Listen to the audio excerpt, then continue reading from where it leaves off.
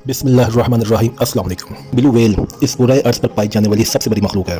एक blue whale की लंबाई तकरीबन 90 से 100 फुट तक होती है और इसका वज़न तकरीबन 1.5 लाख से 2 लाख किलो तक हो सकता है।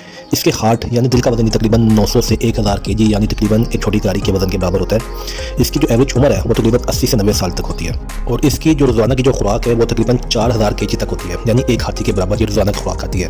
साइंसदानों के मुताबिक इस दुनिया में इस वक्त कमोबेश 25,000 ब्लू व्हेल्स मौजूद हैं। तो इस तरह ये सारी ब्लू व्हेल्स रोज़ाना की बुनियाद पर तकरीबन 8 से 10 करोड़ किलो का खाना खा लेती हैं। ब्लू व्हेल हर 2 से 3 साल बाद एक बच्चे को जन्म देती है।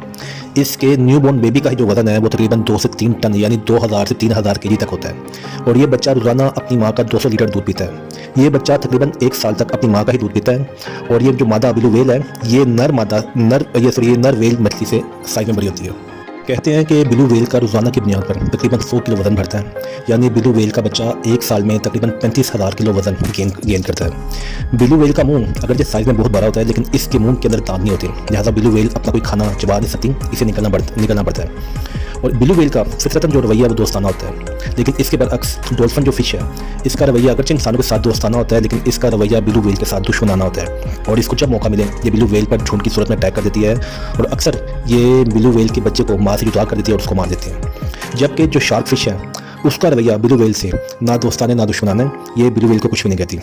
साइंसदानों का कहना है कि ज़मीन से चांद तक जाने में और वापस आने में जितना फासला तय होता है इससे 10 गुना ज़्यादा ब्लू व्हेल समुद्र में तैरकर अपनी ज़िंदगी में फासला तय करती है।